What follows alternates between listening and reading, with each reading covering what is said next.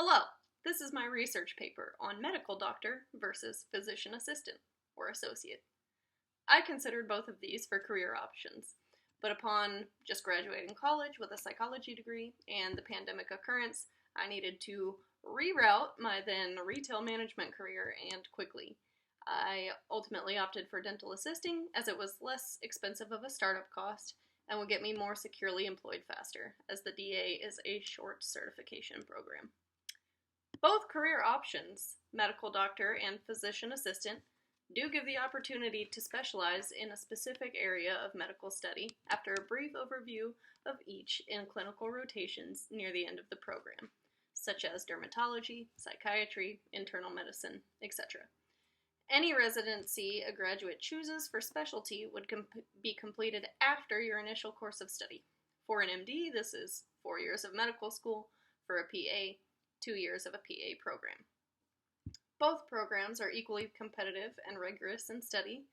Important to note, whenever I was seeking out PA programs, Trevecca's informational session advisors mentioned a waiver that is required to be signed at time of admission, which states that the student will not attempt to work or seek work outside of the program, as they had already detailed out the intense 8 to 5 class and lab schedule, not including homework and study time. This, they said, is the same waiver set up for most medical schools. The prerequisites for the PA programs were slightly less than medical school prerequisites. Mainly, they did not include organic chemistry, and both require completion of the respective prerequisites in less than 7 years from the date of application. Both programs also required a similar amount of shadowing hours of medical doctors. The PA program did require a few more hours spent shadowing only PAs. Typically, the first 1.5 to 2 years of medical school concentrate on didactic learning of the basic sciences, and the second 2 years focused on clinical training in the hospital. However, there are many variations to this model, and most medical schools integrate clinical training across the 4 years. Physician training lasts between 7 and 15 years, which includes the 4-year undergraduate degree, 4-year medical degree, a usually 3 to 7 year residency or residencies, and a fellowship if chosen.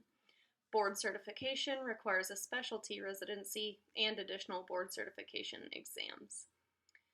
So in order to be a doctor, you do not necessarily need to obtain a medical doctor or an MD degree. You can also consider a Doctor of Osteopathic Medicine, DO, degree, which is more focused on the holistic care of a person, as well as traditional medicine, including things like chiropractic care, though they study an additional 300 to 500 hours in the musculoskeletal system and hands-on medicine, and take different licensure exams to reflect this extended curriculum. An MD attends a allopathic medical school, specifically treating symptoms and disease.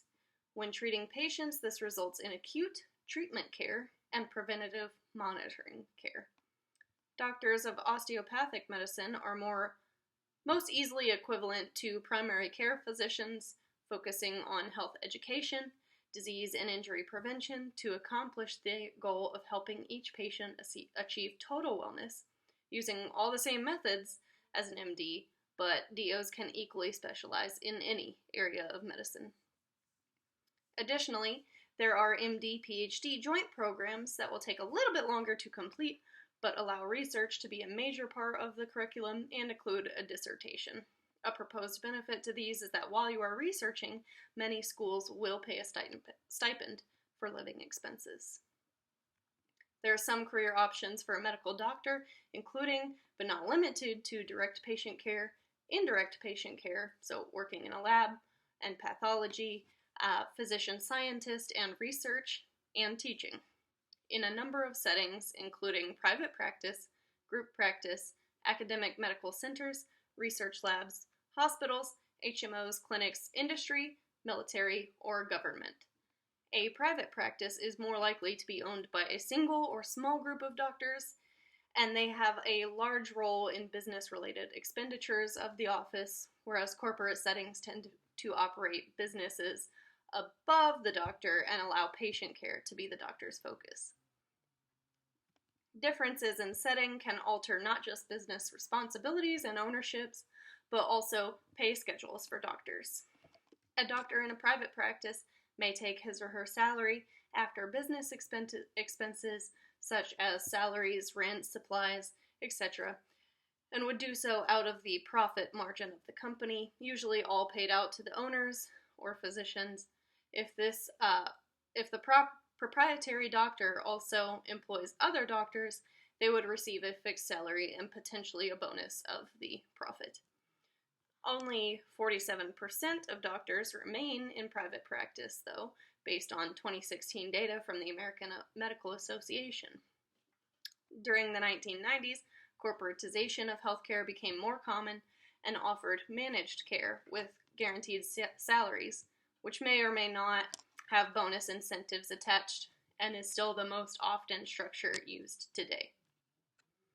Finally, newly theorized payment plans for doctors, according to Forbes, would be based on quality of care delivered in measurable formats, possibly surveil data, possibly reversal of disease data, instead of simply production due to an ever-growing patient volume. Most MDs will work between 40 and 60 hours per week, but almost a quarter of them work between 61 and 80 hours per week, according, again, to the American Medical Association. It is common for them to work nights, weekends, and holidays, as well as being on call. Or, if you'd like to practice similar to a doctor, but under their supervision, as well as graduate sooner with less debt, nurse practitioner, advanced practical registered nurse, or physician assistant might be the path to choose. Established in 1967, the PA profession was introduced into medicine as a result of doctor shortage. Even still, the latest data shows that the United States will face a shortage of physicians that could go as high as 124,000 by 2034, thus increasing the demand for healthcare professionals to supplement. The U.S. Bureau of Labor Statistics projects that the PA profession will increase 28% from 2021 to 2031. In fact, demand for PAs is so high that 3/4 of PAs receive multiple job offers upon graduation. Schooling for PAs is not any less competitive or challenging than medical school, it's simply more compressed. PAs are a master's degree education level, and a typical program is approximately 27 months, which includes lecture and clinical rotations. Both professionals receive extensive training in anatomy, body functions, disease, and treatment, and can both specialize in any area of medicine. Both schools require the MCAT for admission. PAs can work in hospitals, medical offices, community health centers, nursing homes, retail clinics, educational facilities, workplace clinics, and correctional institutions or governmental work. Some specialties will allow a PA to practice similar to a physician under the supervision of one, while others only allow a PA certain duties as designated by the physician. So it behooves a potential student to have an idea of which areas they'd like to work in to avoid being an underpaid PA with an MA's job. Where fully utilized, a physician assistant can stand in the doctor's place under general supervision. An MD and a PA both can examine patients, develop patient treatment plans, diagnose disease, offer counseling on preventative health care, order medical imaging and tests, interpret the results, perform non-surgical procedures, and even prescribe medications in U.S. states and territories, where an MD can also do that and surgical procedures. A PA can choose to become certified after completing an accredited PA program by undergoing testing from the National Commission on Certification of Physician Assistants. This does not change, however, the rule on supervising physicians. Currently, most states require a contractual agreement with a specific physician in order for PAs to practice. However, the legally binding permission and designation system used to this day is an antiquated relic from 50 years ago when the PA profession was in its infancy. The intent was to monitor the effectiveness and control liability but in modern medicine, as PAs have become widely trusted and essential to the U.S. healthcare workforce, this is an increasingly debated issue facing physician assistants, or associates as they are increasingly being termed. It is now recommended by the AAPA to eliminate this binding structure and instead focus on optimal team practice to support the autonomy of PAs so that they may be able to use the full extent of education and experience that they have established as essential for the modern medical system to function. The AAPA goes on to say that a regulatory board of PAs and physicians should be designated to award this merit of autonomy to PAs and allow them to be paid directly for PA-provided services by private and public institutions rather than employer-set wages. Each of the other medical providers detailed earlier is eligible for full direct payment through insurance. Think of this as a commission-based program where the doctor receives a full contracted amount for services rendered as payment. The PA is often then limited by a more rigid salary structure as they are considered both a provider and an employee. Often PAs early in their careers have a simple base salary, but as PAs become more experienced, they gain a direct bonus percentage, typically ranging from 30 to 40%, or a modified percentage bonus that often follows the total salary, equaling the base salary plus a percentage representing the collection bonus of the revenue minus twice the base salary. So applying this formula to a PA with a base salary of $80,000, a bonus percentage of 20%, and company revenue earned of $350,000 yields an annual total of $118,000 to the PA.